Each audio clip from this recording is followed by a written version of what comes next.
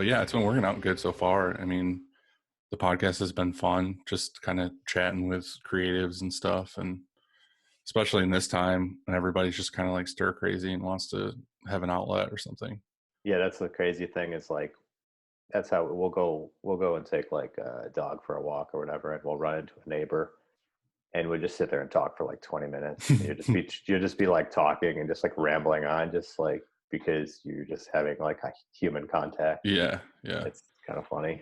Yeah, we were supposed to go to Germany for spring break. My wife's got her sister is a teacher there, and it was crazy when all this stuff went down, because it was like he started hearing rumblings about this stuff, and we're like, no, we're still going, and it was like it moved like it was like light speed, and all of a sudden it was like, nope. Actually, the decision was made for us. It was like, no, international travel or whatever. So Yeah, it sucks. I was stressing about it though. I was like, man, my biggest thing was like, I didn't want to be stuck somewhere and like that would quarantined suck. somewhere. And, you know what I mean? Because like, Think about it, if you left before this and then you couldn't come home. I know, I'd be going crazy. But like, I'm like a homebody, so it doesn't really affect me all that much, to be honest. Yeah, like, that's funny because like everybody I've talked to that's a designer or whatever, they're just like, yeah, this is my normal life. Like, yeah. And I'm thankful because I've only been working from home or working on my own, strictly on my own, for like 3 years. So I'm kind of glad that I did it, because like I've already been in this mode, and you know, I just have like a small, you know, office in my house, so that's what I work out of. So yeah, it's really, outside of just everyone being in the house at the same time, it's really not that much different than what I'm used to. So yeah. So how did you get into this, like designing in general? Like, did you just do it right out of high school, or did you like kind of figure it out in college or something? um, so I was always into art all through elementary school, high school, and I ended up going to RIT in Rochester. Yeah. I went to school there. I was an illustration major, and it was a weird time because like there was like a separation between like illustration and design. It was like kind of like two different things, and I was taking like more of a traditional illustration route, where it was like, you know, you taking painting classes and it just, you know, like I said, just traditional media kind of a thing. Right. The traditional stuff that I was doing, I could never get that tight, like crisp lines and things like that cleanliness that I really was going for. And so that I started That's to definitely get your it. style though too. Yeah. So I started to get into the digital stuff. Nowadays, it's like that line's kind of blurred. Like there's really that traditional illustrators, it's just a dying art, really. So yeah, I feel like before it was, you know, all these designers using, you know, they would design whatever they wanted, and then they had to scan it in and then clean up lines and do like live trace. And now it's like you can go fucking buy an iPad Pro and a pencil and just draw the shit. Even like the Wacom tablets and stuff, like that was like, you had to be at a certain level to even like know how to use those or do them really well. And now, like I said, anybody can go buy a fucking tablet and just like draw shit. Oh yeah, it's crazy. I was just drawn to the digital stuff, and it just kind of made sense to me. It was like, I can take this, I can scale it to what I want. You know, I'm a commercial artist, so it's like you want to work as efficiently and whatever is possible. So just the traditional, I just kind of abandoned the traditional stuff like almost immediately out of school, just because it just didn't make sense to me.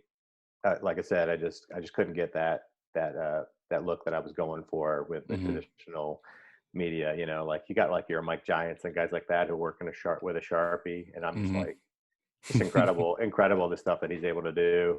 I'm like, I just could never do it. What was your main like tool that you were using? I'm using Illustrator and using the pen tool, but I would draw things out, but just scan it in and then recreate it in Illustrator. But it was a process, you know. It took years to kind of refine and come up with a style that I was comfortable with, or that I really liked. But yeah, it's funny. I coming out of college, I didn't think my portfolio wasn't great, and you know, I was basically just putting out feelers everywhere, trying to find a job wherever I could fit in. And were you trying to get a job in design?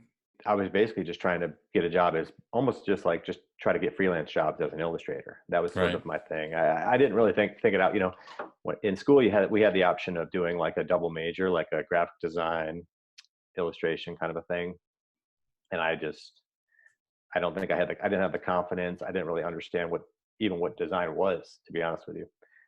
And so I just kind of stuck with the illustration stuff, but they were kind of just teaching you to be a freelance illustrator. It's kind of weird, right? It's like, why would you go to college for that? Yeah. Like thinking back, it's like, it doesn't really make a lot of sense, Yeah. um, but What'd you end up doing then? Did you so land a job somewhere, or did you kind of do stuff on your own for a little while?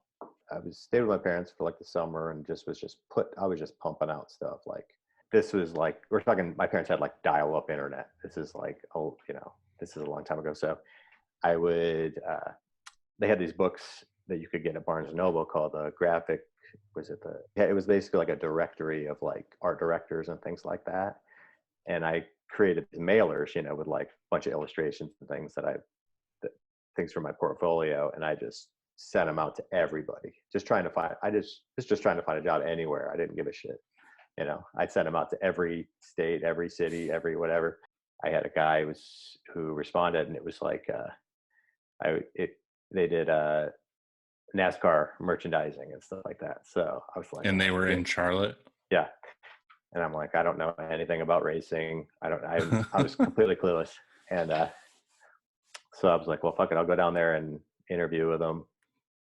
And it was basically one of the only kind of jobs that somebody like me could get because I could illustrate, right? So this is like the heyday of like NASCAR merchandise. This was like Dale Earnhardt was like the dude, and so I ended up taking the job, and so we moved down here.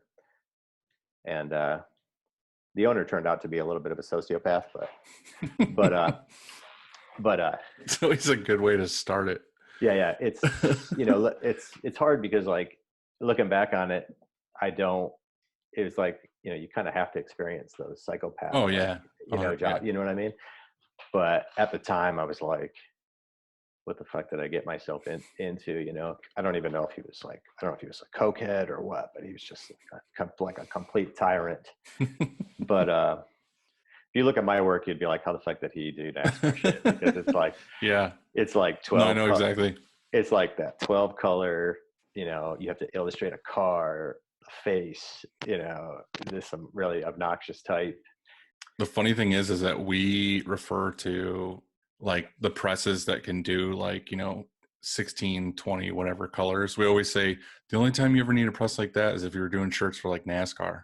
Yeah. Because that's always like fucking, like 20 color prints or whatever. It's never like, oh, you need 4 colors. And it's like, no, every color you can fucking slam on that shirt. Yeah. Like a dude's head, the car, fucking lightning bolts, like fucking everything else. It was a good job for me because my portfolio was shit, especially looking back on it now. And, I just didn't have I didn't know how to practically apply any of the things that I learned, right, into like the real world. No, we had to design it, but we had to separate it. And so that was just another skill that I kind of picked up along the way. Yeah, that's a good one to have. So you had to concept it, design it, separate it, after it got approved. And then you had to work with the guys on the print floor to tweak things and to get things to work right. The NASCAR shirts that they print up onto the sleeves. You know what I mean? It was like, it looks, if you were to lay the shirt out, the design is like a T. It's like, yeah. It's like horrible, right? Yeah. It's like it's the gaudiest, ugliest shirt you can imagine. They had this palette that you'd slide the shirt on and then the sleeves would like, yeah, I know exactly what you're talking you know about. what I mean? Yeah. And they were the only ones who had it down there at the time. They use those a lot for like, if you go to like Outer Banks or whatever, and the back of the shirt says like Outer Banks and it goes like, all the way from sleeve to sleeve. Yeah. It's like a specific style, and not that many people have like palettes for shit like that. It's just like, yeah, well, at the time, I mean, that was like the big in thing. People bought the shit out of those. They called them totals, right? So, and people ate them up, the NASCAR fans and stuff. So I came in right at the tail end of like the way, the old school way of like the separating and stuff. Like if we would fuck up our steps, we would have to cut things with like ruby lith and or shoot shit on a camera. And because we didn't even, when I got there, they didn't even have an image setter, so they outsourced all that stuff, especially the big total prints.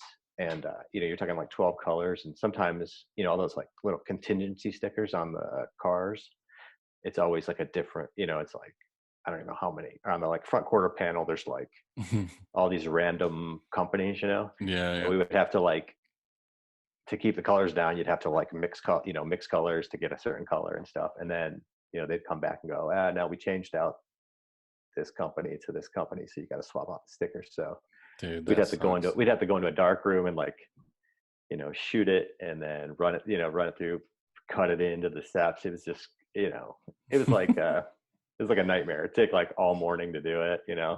You have this guy breathing down your throat. So it was Now all you got to do is like change it real quick, put it in and print it, make the screen, and you're done. Yeah. So, I'm sort of out of the loop with the printing stuff nowadays, but Yeah. But I'm actually glad that I actually got to learn that stuff, because I have an appreciation for it. But also, like, you see the stuff I send to you, like I keep shit simple. Yeah. Because no, you're a printer's up. designer. Like, you're perfect for like what we want. Thick, bold, black lines. Like if you do colors and then you flash and then you put black over top, especially with your stuff, it's like thick, bold, black lines. It's like yeah. And so I think that's exactly what you need. Yeah, so in a weird way, it kind of molded the way I design things. Yeah. Just coming up and doing these like really obnoxious, like horrible designs. It's literally like it's like the bottom of the barrel when it comes to design, which was perfect for me because I was a shit designer. Yeah. So it's like a perfect place to come up in, because like I didn't know shit, and it's not bad for a resume either to say that you worked for them. No, the crazy thing is like there's all these vintage retro like sites now that sell all these NASCAR shirts, and I'm like, I know the guy who designed that shit. There were some characters who I worked with, and they designed some of like the most classic like Dale Earnhardt shirts, and now they're selling on these sites for like $75. It's wild. Yeah. And I was like, and it's cool to like know, I was there when those were cool. Yeah. There's a guy he's passed on now, but he would go outside, smoke a cigarette, and come in and be like, I got this idea. Like he would come up with these ideas when he was outside smoking a cigarette. And he was like this weird, like savant, for design. It was just crazy. But it was, so yeah. So it's interesting for sure. So you left there? Yeah. I basically was like, I hung out long enough to be like, I need to learn how to separate, because I felt like, that might get me in the door somewhere else, right? So, and I moved to another company that was owned by the guy who, Bruton Smith, who owns a bunch of speedways. It was his company, so we did all event stuff for all these races. So I had to basically become a NASCAR fan, even though I knew nothing about it, for about 5 years, and now I don't know anything about it. I know nothing. Yeah, about right. NASCAR Don't nowadays. act like you're not watching that shit. It was funny though. Like I did go to a race one time, and this was like the height of like Dale Earnhardt, Jeff Gordon, and stuff. And the characters at those races was hilarious. Like like people would be flicking off Jeff Gordon as he comes around the track, and it's just wild to see. it's like yeah, I've never been. I have no desire to. Like my dad and my brother are like all about it. Like can't wait for the race day, and my brother goes to like every race he can go to, and I'm like, dude, you got Watkins Glen, right? Is that still? Yeah, as far as I know, it's still. I mean, I think that's like a road course. Yeah. But yeah, I think he goes there quite a bit. But yeah. So we'd have to like concept these hilarious. You'd have to come up with these hilarious concepts for these drivers. Did they give you any direction or anything, or it was up to you guys to like come up with different things? You basically like for the driver stuff, it was kind of funny. Like there was like a formula, and it didn't matter. You could try and do something fashionable, like quote unquote fashionable or whatever. They just wanted like the car, flag, driver face, the number, the sponsor. It was like you had to layer it, and then you had to have some like sort of like corny catchphrase, right? And it was such a pain in the ass, but it's like a good learning experience for like a young designer, because like you don't get all butthurt by things getting rejected, because like this, it would have to go through so many channels to get approved. Like it would have to go through, your art director at your place, and then it'd have to go through the race team, the driver, then through the sponsor. So then by the time it came back, it was like a shell of what like you started with. And then Yeah. you're just like, what the fuck, But That's awesome yeah, though. It's kind of funny to hear about that kind of yeah, stuff because you I, always wonder, you know what I mean? yeah. I don't think I'd have to like hunt it down, but I probably have like designs on like a zip drive or some shit. It's like some like it's probably in my attic. It's probably melted, or something. Yeah. Or on CDs. We'd save stuff on CDs. I mean, it's just crazy how far things have come. But yeah, so I moved to this other company and worked there for a couple years. Sort of a similar deal, but it was a better environment, cooler people and stuff like that. But I just wasn't like growing, or I wanted to do more stuff. And Did you kind of have your own specific style a little bit with all that stuff? Like you could tell it was yours, and then when you got to the next one, you grew that a little bit, or did you not? Are you not there yet? You're still doing stuff. I was trying to develop a style at the time, and then I would try and put it into some designs, especially like a kid's design or something like that. I could kind of work some things that were more like sort of personal, but it wasn't quite there. I ended up picking up freelance on the side. I had a friend who hooked me up with some sports licensing companies, and I started doing a lot of work with, at the time it was Reebok, but it was like NFL. They had the NFL license, and NHL, NBA, and I started doing a lot of that type of stuff. So it'd be like, like a team wins the Super Bowl. They have you design, before the season starts, they have you design a Super Bowl championship shirt, and whoever ends up winning, they plug in the team, stuff like Yeah. that. So that was like one of my first freelance jobs. I did a lot of work with them throughout the years. And So they just kind of like pumped you work basically. yeah, it was good because it was a departure from what I was doing. It was cleaner. It was more along the lines of what I like to do. Mm-hmm. Ended up getting hired at a place that did, it was like a lot of licensed apparel. I got brought in to do like the t-shirt apparel side of it, and they sold to all the big box stores, so like Walmart, Target, Kohl's, and they had like the Corona license, all the beer brands, things like that. And but they also had headwear. So we had one section was the headwear, the art department, and then the other side was apparel. And that was still like, It's weird that they had a separate team for headwear. yeah, because like headwear is kind of a different animal.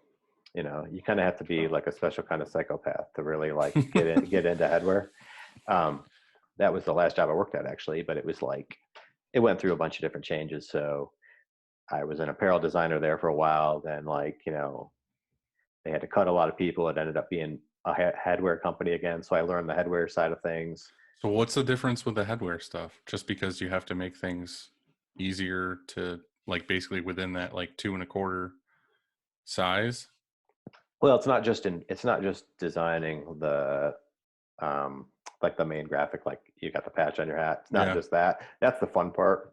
The rest is like specking. I mean, this is all import headwear, so they had like they had factories in China, and Right. So like everything, Bangladesh. like the under the brim and all Yeah. that other shit. So it's like you design the hat, but then you're like, you have to go in there and go, okay, the under visor's this color, the stitching is this, the you have to go through fabric books and pick out fabrics, for, I see why you said special kind of psychopath. Yeah. Cause then you'll do like, like the loop labels, the, all different kind of embellishments.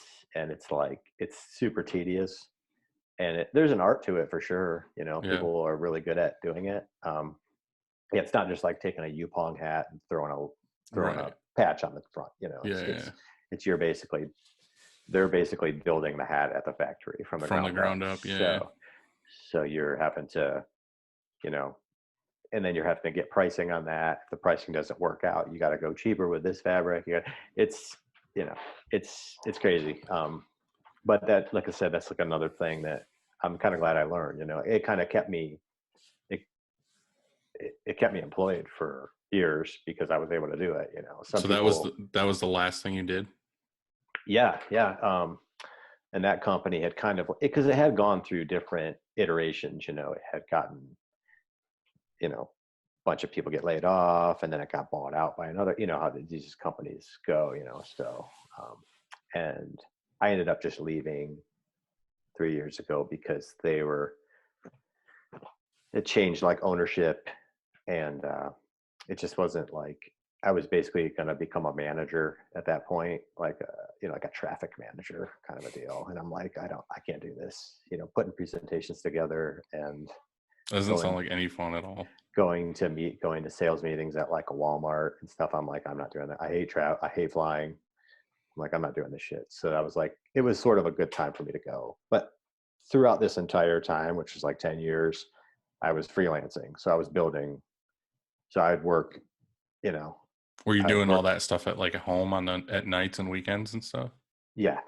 So I'd work full time, come home, you know, family stuff, put the kids to bed, and jump right on the computer, and I'm back at it, you know. Mm-hmm. And that's just, it got to the point to where the freelance stuff was suffering, or I wasn't able to, you just get to a tipping point to where I'm like, I'm not able to put, it's not fair to these people who are hiring me. It's not fair to the people, place I'm working. And Right. it And just you like, get to make the choice of what you like better. yeah, I probably waited a year or two longer than I probably even should have, I got to make a change and just go all in on this. But I had a good amount of contacts and things like that. So I was Is confident that, is that you how know, you kind of grew with freelance? Is just your contacts from doing the other stuff, or were you getting hit up by specific people? so like I told you about like the Reebok and the Adidas stuff, like a lot of those guys who were the art directors and things, they jump around, right? So like some of them will jump to Under Armour, they'll jump to Nike, and if you do good work and you're, easy to work with, they'll kind of remember you, Because when, I've seen you done a few things like the Nike logos and yeah. Under Armour and all that stuff. Is that what that was for them? Um, yeah. And then, yeah, a lot of the stuff, and there's a lot of stuff, to be honest, that I never even show that I've done over the years. So it just kind of snowballs, as you keep Mm-hmm. working, you get your name in certain places. And then, the social media stuff that kind of ramps it up even more. Right. So, Yeah. um, Has that been huge for you with like social media as far as like getting recognition and more work? I think so. It's funny because I started freelancing. It was like, there was like no, social media didn't even exist. Right. Right. There's So no outlet for it. yeah, yeah. And then, if you got on to like MySpace or anything like that, but that was like the first indication that like, oh shit, you can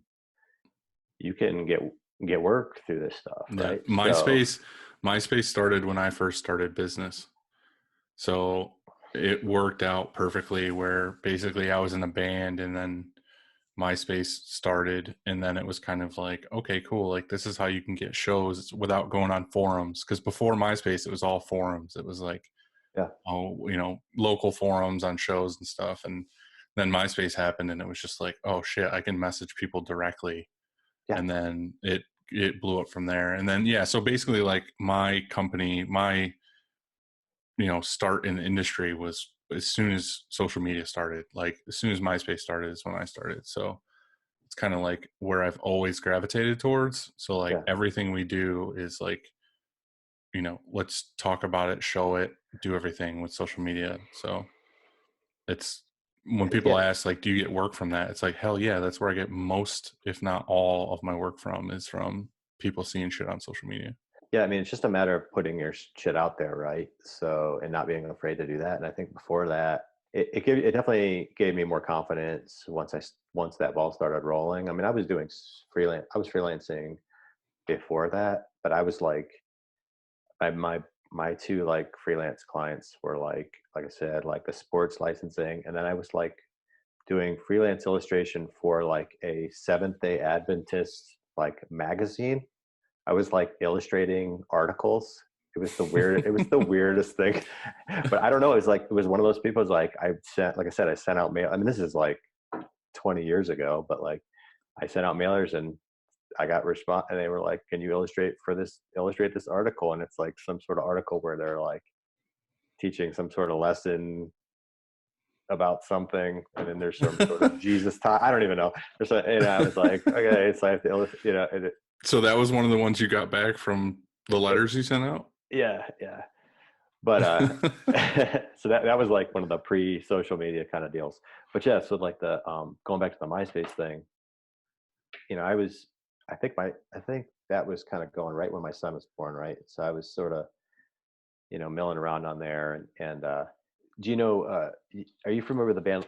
Are you familiar with La Coca Nostra, the band? Have you ever heard of them before? I don't think so. It was like Everlast from House of Pain, and like Danny Boy from the band House of Pain, right? And so they kind of blew up on MySpace at the time. And so I reached, and I had recognized that Danny Boy was real into like graphics and design and things like that. So I just reached out to him one day. I'm like, hey man, this is whatever. And I just started doing designs for the band. It was like just through MySpace. And then he started like this like a motorcycle club in like Beverly Hills area, and he kind of created like a little bit of a brand, and I just started pumping out designs for that, and that stuff started to circulate, and it kind of blew up a little bit, and that's kind of what got my name out there. That stuff started to show awesome. up on like mood boards and things like that at Nike, and that's kind of how I got like the Nike work. It's really weird. And so then I almost worked exclusively on a freelance basis with Nike for like an entire year. I mean, they just were just like pumping work. One of my favorite designs that you've posted on Instagram is the Nike one where like it's like skin's like getting ripped off, and it's like got like the skeleton underneath it. Yeah. Fucking love that one. Good. So that one, that was like, it was just, and like I said, that's just how it snowballs. And it's just a matter of just either posting work online or just reaching out to somebody. You do something for them, and then they put, it's that snowball. Yeah. Yeah. There was a brief period of time where where Facebook was like, you could do that stuff, but yeah, that's gone.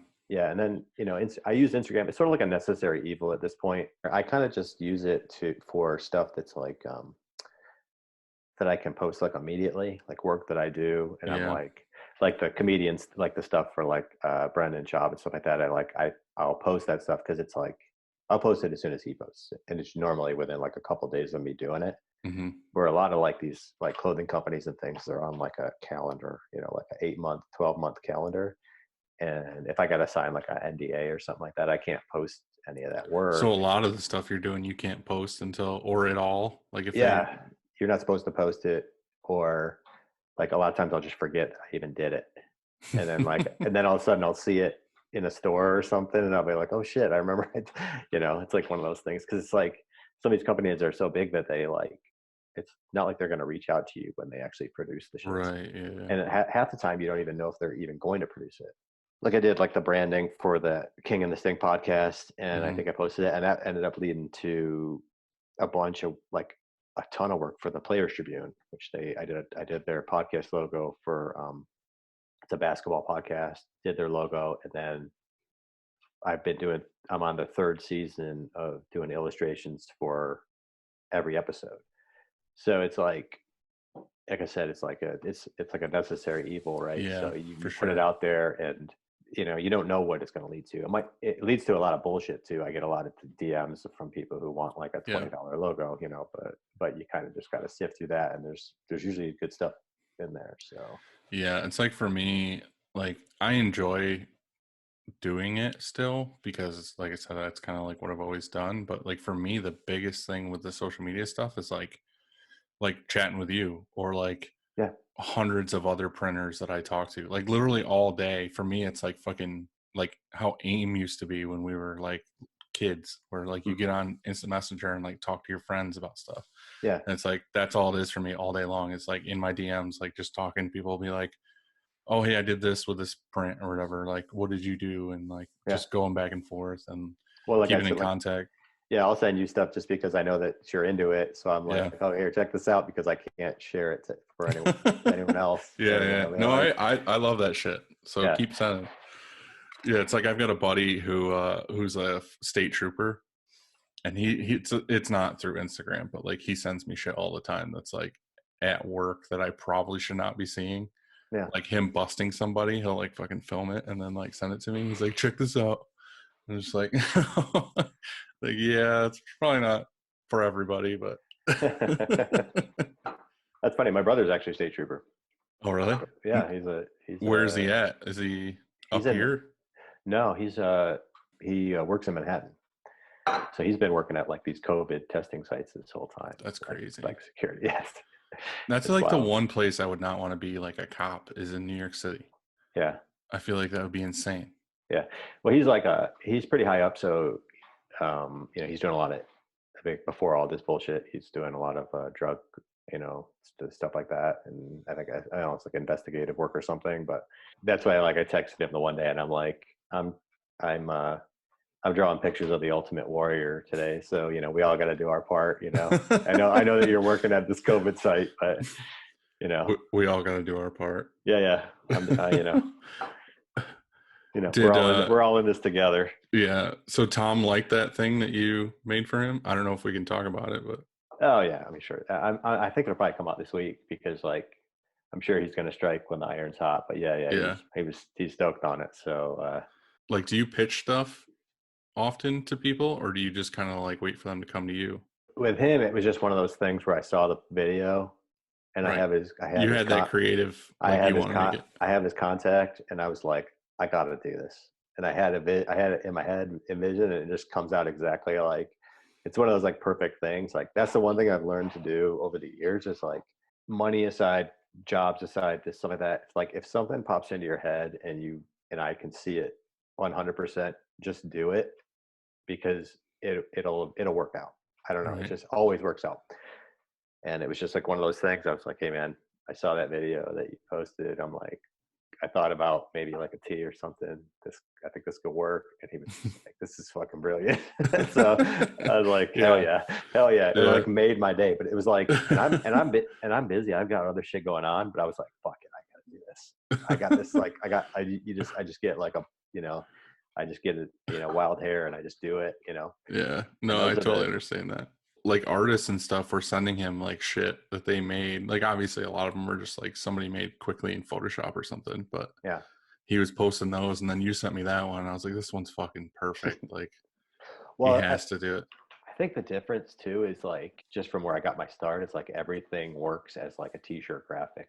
And it's just like, I think it goes back to just like my first job coming out of school. It's like, he can monetize that. You know what I mean? Like, and that's the same thing with Brendan. It's like, everything I do is like, it's a killer t-shirt graphic, And so I think that's why, Brendan was so stoked on a lot of the stuff that I've sent him over the years and stuff, because, it's like, he can make his money back 20 times, Yeah. And he did stuff.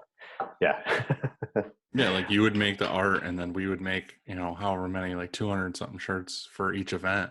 Yeah. He's got to be selling them for, $25-$30 a piece. Or something. So the whole trip pays for itself. And yeah. then the money he makes on the stand up is that's just icing on the cake, I would imagine. I mean, I don't know, but yeah, I don't know the whole deal, but yeah, that was a good deal. A good thing we had going on there, and it sucks that this whole shit is I know kind of kneecapped everybody. But the funny thing is, him and Brian Callen are like, well, like it seems like to me, at least who I follow comedian wise, it seems like they're like fuck it at this point, and they're like going everywhere that's open. Yeah, and so this is sort of like, I think this is sort of like the feeling out point, and I think if things go well, we'll probably start doing more. The tour stuff is amazing because it's just like you give me the art in advance, we set it up, we print, and then we just got to make sure, okay, like the date's in like 4 days, but ship it a day early, it gets there, and then obviously they're stoked on it. And it's just, for us, it's the bulk stuff is the best because it's just like, get the artwork, print the job, it's done, like let's do the next one. Well, I appreciate you guys turning all that stuff too, because I know sometimes it's like last minute, and that's the nature of the game with that kind of stuff. It was the same with bands. It's like, I feel like you're in the same boat as me though, because like when you're freelancing too, there's so much last minute stuff because it's like I do a lot of stuff for design studios, and it's like, okay, they have an in-house staff, and they're like, okay, they're taxed out on this other project. We need you to jump in. It's like that's just sort of, Mhm. that's where all my stress comes from. Is just like we need this shit like tomorrow. Right, but it's also the thing too of like if you can offer that service that not everybody else can offer, then they come back to you for the shit that's easy too. Like, oh, I don't Yeah, need this for a while, but I like you because you took care of us at this point. Then it's kind yeah, of like, yeah. If you can be reliable, you're easy to work with. It yeah, just yeah, it pays off in the long run. yeah. So what's your design process like? Like you said, you don't draw it, you just do it in Illustrator. Do you just kind of like come up with an idea, and then you just go to town on it, or do you sketch it, or how do you? Yeah, I sketch everything out. I'll do like a little tiny rendering on like a post-it, real quick, and then I don't even scan anymore. Just take a picture, and then I just go right onto my tablet. I have like a Wacom, little pen, display, Mhm. and that's where I'll do my sketching, and then I'll get like a refined sketch, and then send that out to whoever, get approval, and then I'll either knock it out. Um, Depending on how clean I want it to be. So if I want it to be kind of loose, I'll use like a drawing program. And then if I want like those crisp, like clean lines, I'll just knock it out in Illustrator. Yeah. Illustrator is probably the main program that I use. Um, but yeah, everything is drawn out to some extent. The more refined the sketch, the better, because then it's just execution. Yeah. So I try to give like whoever I'm working with, I try to give them like a refined sketch so they know exactly what they're getting. And I'll even drop the colors in there and everything. So they know basically you're getting this version, but a cleaned up, Right. Yeah. Yeah. version. But it always starts with like a super rough thumbnail sketch. I mean, Uh, I can't, I don't know how people can sit just in front of a blank computer screen and create stuff. It's just like, wow, to me. I don't know how you can do that. I have to actually physically draw it, yeah. for it to make it actually a reality. Is working for like just I guess a random customer off the street, like a Brendan or something. Is it easier working with them, or is it harder working with like a Nike, like when it's committees involved that nitpick your design? Um, they're actually both pretty easy. You know, if you work for a Nike or like one of these big brands, like a sports brand or like a clothing brand, creative director, art director, whatever, reaches out to you, they normally have a brief, and it's like, it's like a PDF of like it's like a lot of my work that's similar to work I do. We want this look, they have it pretty much dialed in for you. Oh, okay, so This is the concept. they're giving you like everything that they want. Basically, you just Yeah. have to fully create it. It's like we like this style, and then it's like, oh, and here's like an example of this is how we like the half tones, we like this look, we like this texture, and this is sort of the general concept, and then like you take it the next 50 yards or whatever, to make it Yeah, work. And it's not that customer who comes to you and it's like, oh, just do something cool. yeah, yeah, I trust you. That's the nightmare. It's like, just do Yeah. your thing, and then you're like, okay, I'm doing my thing, and then it's like, eh, that's not what I was I'm not expecting. It's like, I'm not fuck feeling you. yeah, yeah, So exactly. yeah, it's the customers. It's like, I know what I like when I see it. That's like Yeah. the nightmare, and you can feel it out because you can kind of just tell just from getting that form filled out what you're gonna get, if it's even gonna be worth it. Yeah. Do you Um, like kind of try to steer in a certain direction of dealing with larger companies or people that kind of have their shit together versus taking a bunch of freelance random stuff? as long as it's something that I'm somewhat interested in, Hmm. then I'm on board. I'm not like a sports designer, but I like kind of dabbling in that universe. And then, it's like Fuji. I said you Fuji. So that's like another thing. That's like a hobby of mine. So it's just a matter, like I just try to do things that I'm interested in. I like doing jujitsu. That's my hobby. So I'm working with Fuji, Bad Boy, a bunch of these companies. Um, it's just a matter of just like I just try and do things that I like, and that's where the podcast stuff is cool because like I'm sitting here working all day, I'm listening to podcasts, or I have it up on YouTube or whatever on like another screen. It's like, then all of a sudden I'm designing for them. It's like, oh, that's cool. Yeah. It's all pretty it's all pretty organic, Yeah. That shit rules. The only problem, the hard part is like I'm dealing with them through texts, which is not like ideal, but they're also really easy to work with. So it's like that thing we did for Tom for the Netflix special. Yeah. He was basically like, I'm thinking something like, homage, that brand homage or homage, whatever, something like this. And I'm like, okay, set up a sketch. How's this look? Perfect. Let's go with it. It's like the easiest thing in the world. That's awesome. And the craziest thing is like, we did that design. I don't even think the name of the special was Ball Hog. Was Ball Hog yet? Really? So it's just a weird coincidence that it all kind of worked out that way. I thought that was like, I would have figured that he just said like, hey, my special is Ball Hog. Come up with something cool that goes with that. Like that's totally what I thought it was. I don't think so. He didn't mention it. I just thought it would be cool. Austin, I just know that he's into college football. And so I was like, okay, well, let's do like a caricature of him as Ricky Williams. And he was just like, fuck it. Yeah, let's do it. Perfect. So it was just like, that's like the ideal thing. It's just kind of, they just let you do your thing. And so, yeah, that was cool. But yeah, to be honest, I'm pretty lucky. I don't have a lot of nightmare clients. Either they give you really good direction, or if they don't, they're pretty cool with what you come up with. So yeah, that's kind of been like what we were trying to do. And like when we first started, it was, oh, we know bands, let's deal with bands. And then you figure out that bands are kind of a nightmare to work with because they never have fucking money. You're dealing with the whole band as a creative, like trying to be like, oh, make a design that's cool with whatever's trendy at the time because they just want to make money. Yeah. And then we got out of that after a while. We still do bands, but it's like you start dealing, you get a few customers that come in that are like, oh, hey, like here's my budget, here's the designs. They pay the check immediately. You know what I mean? It's just kind of like, oh fuck, those people exist. Yeah. And then you start like, okay, let me find more of those. And then you get into that. And I feel like that's where we're trying to grow to. And we're basically there now. And people are always like, oh, like how big of a shop do you want to get to be?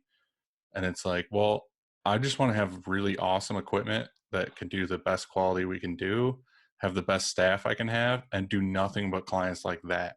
Like, yeah.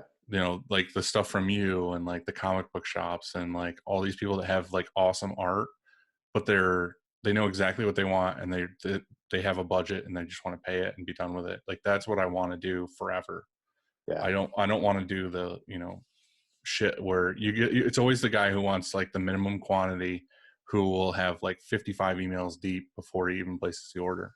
Yeah. But the guy who's like willing to spend like $20,000 on an order is like 2 emails. It's like, here's the artwork, send me the invoice, they pay it, and then thanks for the order. It turned out good. Well, you also don't want to go too big where you're like a Walmart or because I've worked with screen printers. Like I said, we used to do apparel for Walmart for a long time, and it's like I swear we put printers out of business because like Walmart had number one, like their margins are so teeny tiny. So as a printer, you have to be like, oh yeah, I can make that, but you make it up with the volume, right? Mm-hmm. And doing stuff for pennies. And then yeah, exactly. But then they have I don't know if it's Walmart or it's like Kohl's or somebody was like they can basically say if they don't want the prints, they can just go, nah, we don't want it, we're gonna send it back. And then you're stuck with, just pallets full of shirts. And you're like, cause like a lot of these printers would take on these jobs, like basically like, I don't know if it's a handshake deal or whatever, and they'd be stuck holding the bag. And you're talking about, we're talking $1 million order. Just insane shit, It's like, you don't want to do that either. You don't always just be chasing money as a printer. No, I never want to be to that point. No. But I also think nowadays those big box stores, like those companies, they all have printers in like Mexico and stuff like that. Yeah, definitely. So I don't think a lot of that stuff is done domestically unless it's like a last minute deal. Mm-hmm. And then they got to try and find a printer. But even so, you just like, it's scary, man, that volume of stuff. And Yeah. if for whatever I reason there's like you're left, if you don't get that money up front, and you're not going to get the money up front on a big order like that, mm-mm, so you're just like hoping, I guess you're just hoping and praying that you get paid. It's mm-hmm. scary. So Yeah, like 99.9% of the stuff we do, we get paid for up front before it even gets on the schedule. yeah, So I don't ever have that problem. Like I'm never chasing money. That's why I said like back when we did bands, we were always chasing money because the band would be like, "Hey, can you send us like $8,000 for the merch and we'll pay you when tour's over?" And back then you're like, "This is a big band. Like obviously they're not going to screw us over." And then they always screw you over. They're always just like, "Oh, I thought Travis had the money. Oh, I thought Scott had the money." And it's just like, dude, and then you get burned and there's just nothing you can do about it, or the band breaks up. It's like, well, that money's gone forever. to a certain extent, as long as the artwork is good, if you're a decent band, or like, people are going to buy it as long as your name's on the shirt, you know what I mean? Mm-hmm. And but these guys are just so, I don't know if it's ego or whatever, they're just so the bands are just so high maintenance.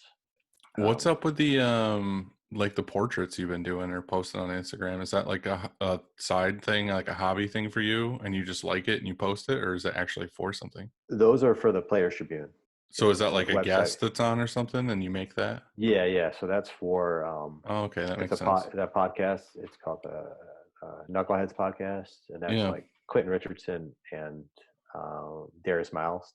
They they pay for the Clippers, um, and they started a podcast. And so yeah, I started off doing the branding for them, and then it was like, okay, every episode they have a new, they have an NBA player or something on Yeah, there, and so, or a WNBA player, or some comedians or something like that. And so yeah, so that's I've done like 2 seasons of that, and then so it's basically just been a steady deal. It's like every week I have to just do like a portrait. yeah. I was gonna say that you post a lot of those. I was like, shit, he must like have something going for this. Yeah. So it's been pretty steady, and it's kind of a fun thing to do. Just it's the weirdest thing. It's like the things that you get responses for on when you post on Instagram. There's things that I think are total shit, and I'm just like, it just blows up, and then Yeah, I have the there's things exact like same thing. there's no Like I rhyme or think it's just reason. because we're in it all the time that to us it's like this mundane thing, and then like we post something that's like totally random and we're like, oh, like I haven't posted in a while, I guess I'll post this picture, and then it gets like fucking 1,000 likes or something. You're like, holy shit, like I didn't think it was that cool. Yeah. To me, I think it's just like an easy. You can It's see what like I'm all about. yeah, I'll it's like just an instant portfolio. Yeah, It's it's like, perfect for like the short attention span. yeah, and it's like Kind of I think people. for both of us it's like we're in a visual market, so Yeah, it's just Instagram is perfect because we're just posting fucking pictures of shit that we're doing all the time. So, yeah. I kind of lurk around on Twitter, but I don't ever post things dude, on Twitter. Twitter's fucking garbage. It's just Just like yeah. Facebook.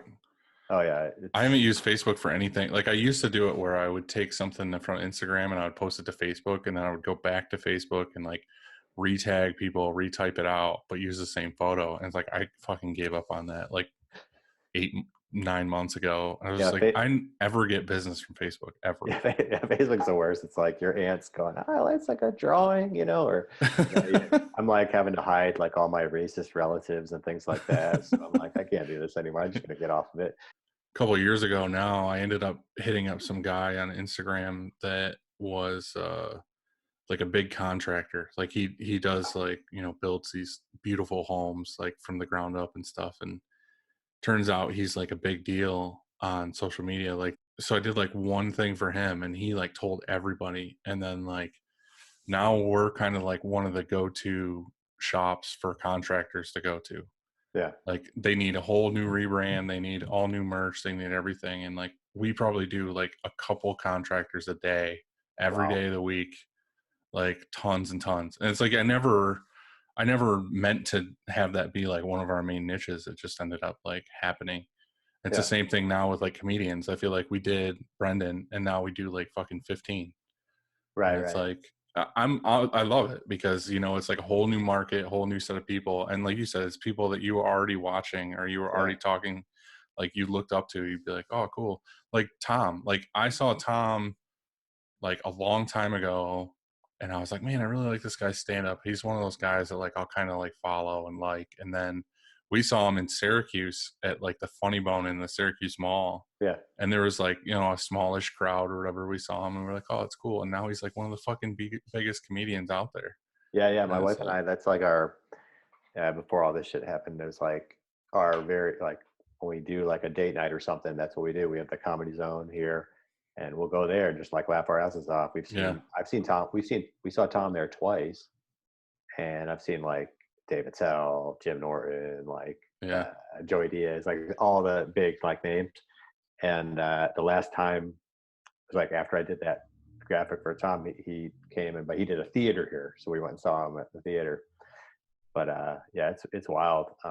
It's just cool to be able to do work for people that you look up to in a certain space and be like, oh fuck, I worked with that guy. Like you said, like you're doing stuff for like Nike and you'll like walk into a store and see it on the shelf. Like who else gets to do that? You know what I mean? Be like, oh, I fucking made that. Like Yeah, that shit's here.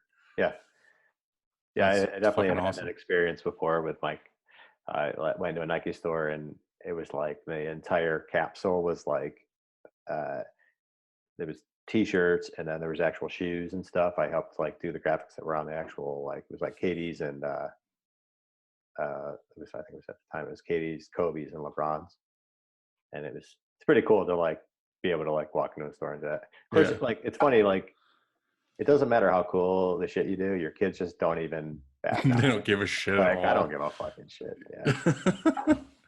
Yeah. Yeah. Like, They're just like, you're a fucking piece of shit, Dad.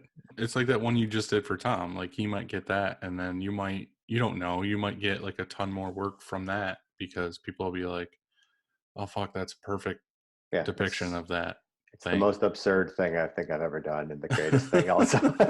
Dude, It's the so fucking funny. sliced turkey.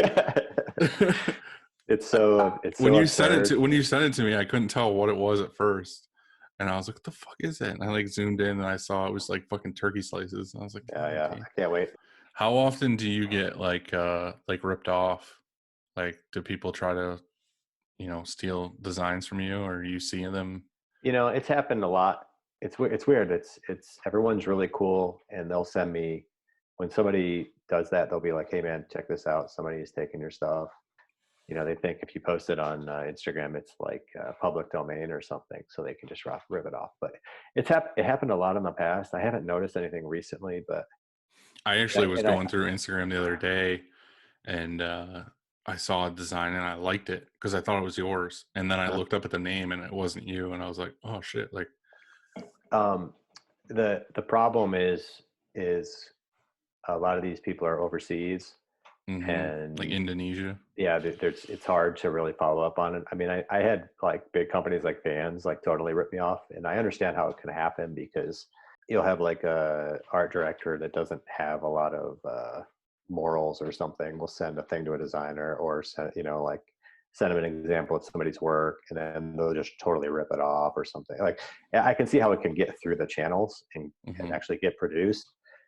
But yeah, at one point there was like this company, it was like in like China or something, and they basically went on my website and took every design I had and like swapped out the text.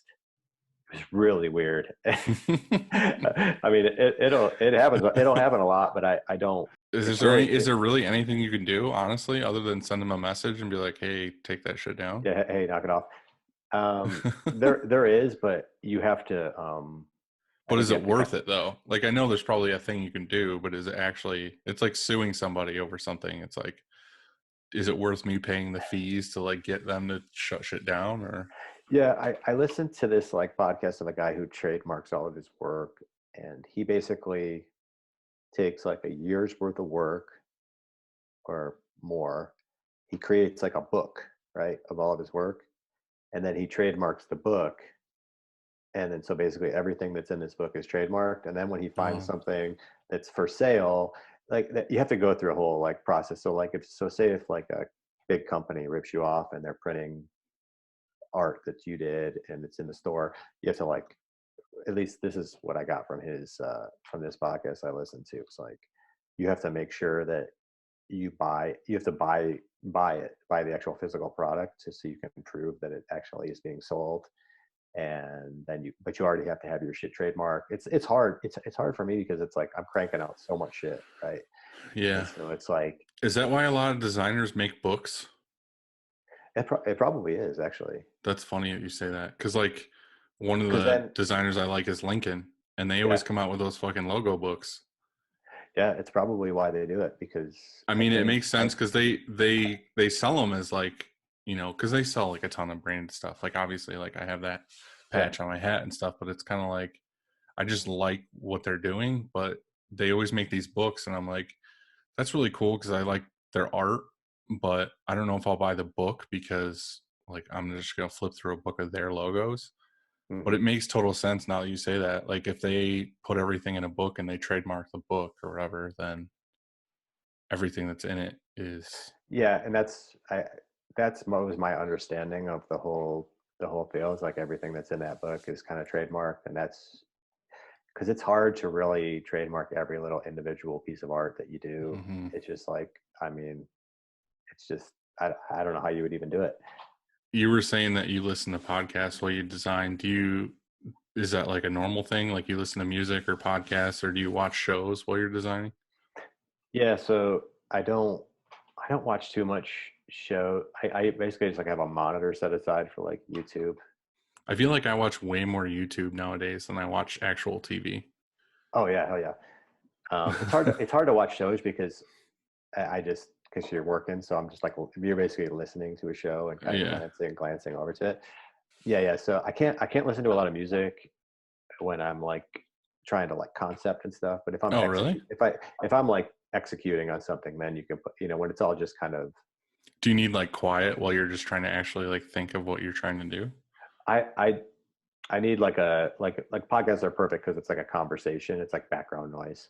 But like music is more like, if I'm just like, if I have a sketch and it's done and I'm ready to just execute on it, do the finished work, then I can throw the music on and go to town, because you're not thinking. You're just, Yeah, yeah. you know what I mean? You're just knocking it out. So that's the only time I ever put music on. But normally it's just like things like podcasts or weird videos. My YouTube algorithm is just like, So fucked. is so ridiculous. Because Yeah. like this whole like lockdown thing, my daughter and I built a chicken coop. So like You I've did been, research on yeah. YouTube about chicken coops? So my like algorithm is all like chicken coops and like things, backyard chickens and things like that. Yeah. I just had this conversation on another podcast where I was talking about that, where I am really big into like my lawn, like Yeah. having a nice lawn. So like that's what I said. I'll go on YouTube, and like half of the videos are like fucking some like crazy guy that's like super into lawn. Like I like my lawn. I'm not a fucking guy who's out there like measuring each blade and like, you The know, worst doing part about all those videos are they're so overproduced mm-hmm, that you're like, just get to it. You know what I mean? mm-hmm. It's like there's all these crazy edits and like, It's like 35 minutes long, and it's like all you needed was them to tell you like use this specific just seed. use this like Scott's Whedon feed. That's what I use. And done. Video But it's over. like this huge build up and it's like crazy cuts and like music. Yeah. Uh-huh. Yeah, I have the same thing. I did the same thing because I was trying to get my lawn to look good. Hell yeah. And then I went down like a tiny house, like rabbit hole. And I've so done like that. I have like, I'm like, it's like all tiny houses or van, like, like van life shit. And I was just Dude, like I'm the obsessed with exact that same. stuff. I have all that stuff. I went for a while on Instagram like liking all the van life stuff or the tiny house stuff, and I like that. I mean, I'm not doing that because I have like a fucking big house with a bunch of shit in it. But like you fantasize about stuff like that where you're like, oh, like it'd be cool to like have a van you could live in where you could just like go wherever you wanted and park on the side of the road, fucking live in it. Yeah, I'm just amazed with the creativity of like the way they The maximize space this saving. small amount of space. Mm-hmm. And it's just, yeah, it's like a dream of mine too. Just burn everything I own and just have like this little Exactly. tiny house. I was even like looking into like putting a tiny house like in my backyard, like a studio kind of a thing. Mm-hmm. And I'm like, I would just eventually just move in and then just, I would just live out there by myself. I would do that now. I always talk about that. I think that would be so much fun. Do you have any like advice for like if somebody was starting out trying to do what you're doing to the do's and don'ts not work for NASCAR? Well, yeah, definitely don't work for sociopaths who have like a coke habit for sure. Definitely don't do that. Um,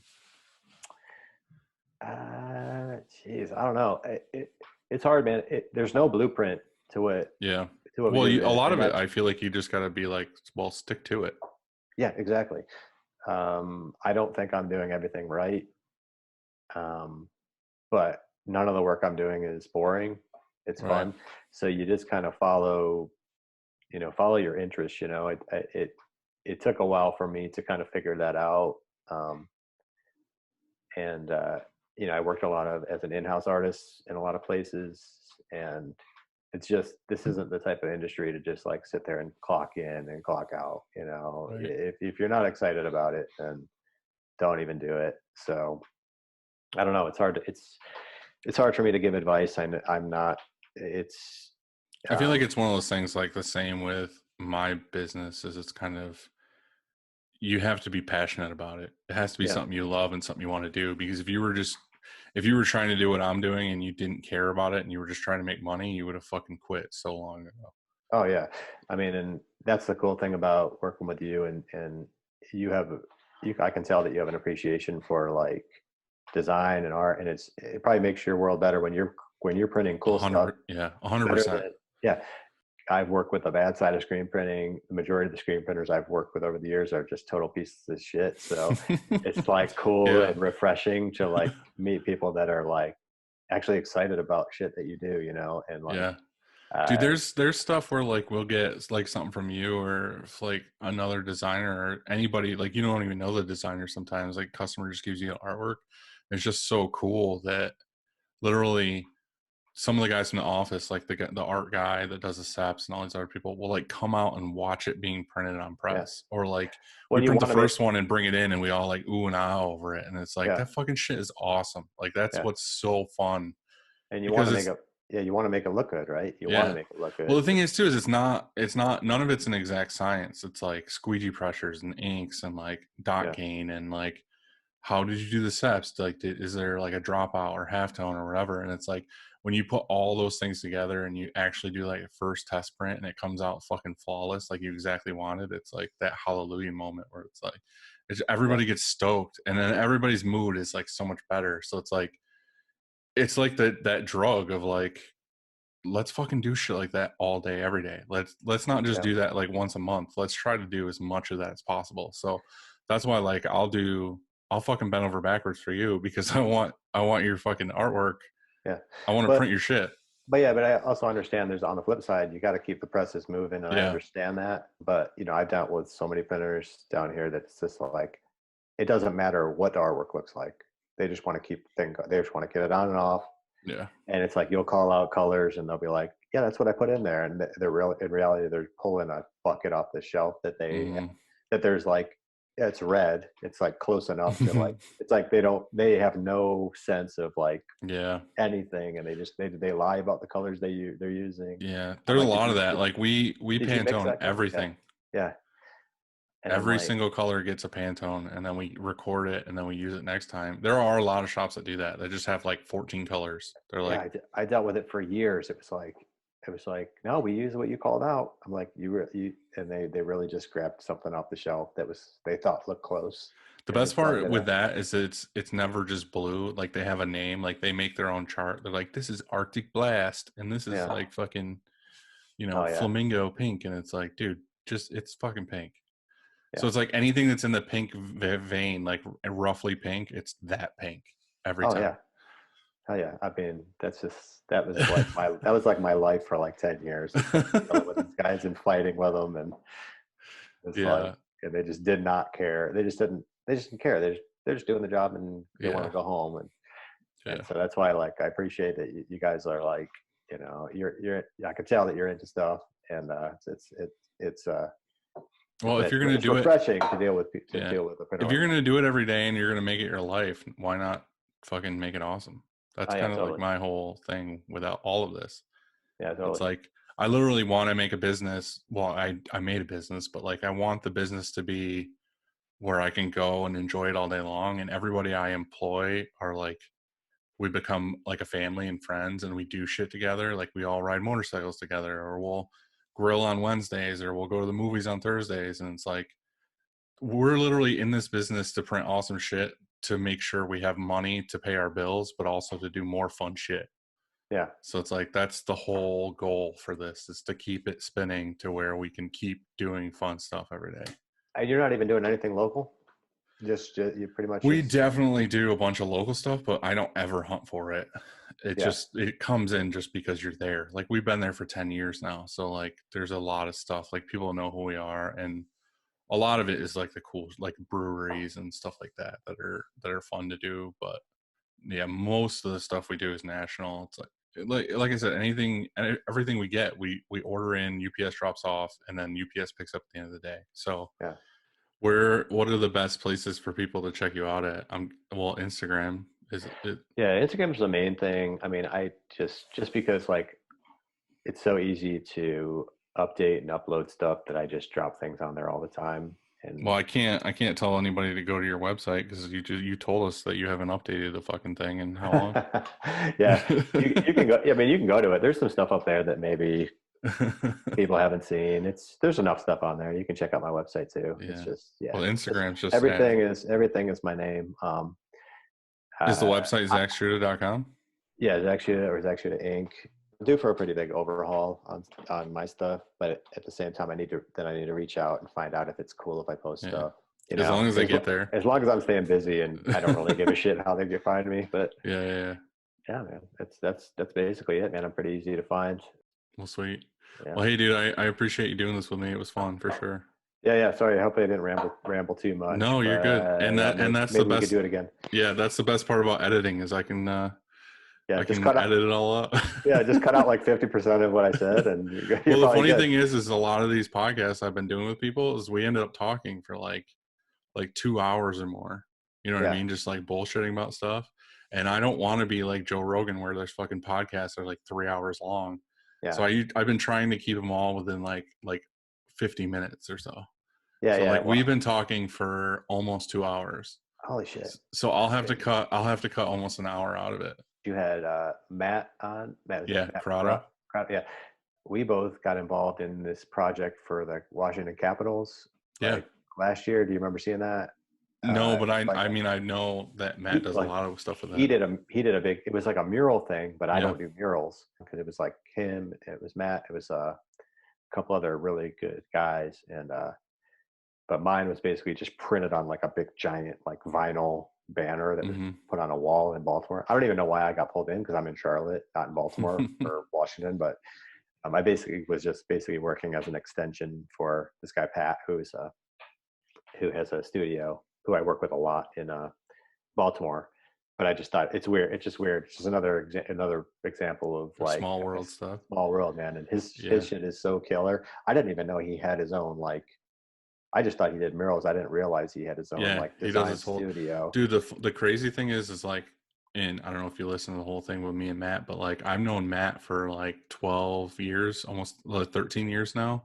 And like he was designing skate decks, and then he ended up starting his own like creative company, and him and his buddy were doing it. And then they do the same thing as you, like making designs, and then they would do websites and all this other stuff. And then Freddie is like super into horror stuff, and he was like, let's make a board game. Yeah, it's amazing. They made that board game, and that board game's like a big deal now. Like it's like its own business of like them making board game stuff. And Matt does all the artwork for it, and then like Freddie does all the like marketing and playthroughs and like all this other stuff. And he makes me feel like a real piece of shit with the amount of shit that he's pumping out. I'm like, I think I'm like hustling and slammed, and I'm like, oh my god, like. And then he'll go paint a fucking mural like at the side of a building or like a parking lot on a weekend. And murals they're brutal too, right? I mean, that's what I wanted to ask him. Hard fucking work, dude. I wanted to ask him. I was like, how do you fucking like make a mural? Like I knew you could use a projector, and he said he ended up using a projector, but it's like, that's intimidating as shit. Like going into somebody's business and they're like, hey, paint something on this wall. Yeah. But dude, thanks for having me do this. This is pretty I'm gonna try and get up there this summer, so I'll have to come by the shop. Yeah, swing in. I mean, it's fun to me. It's funny, like you said, it's a small world thing. Like you were from Bethel, Yeah, like I was in Bethel today. Like I went to fucking Target. Like, yeah. but all right, dude. I'll let you get to bed. It's fucking midnight. All right, man. All right, I'll I'll see you. talk to you soon. Bye. Yeah, see you later.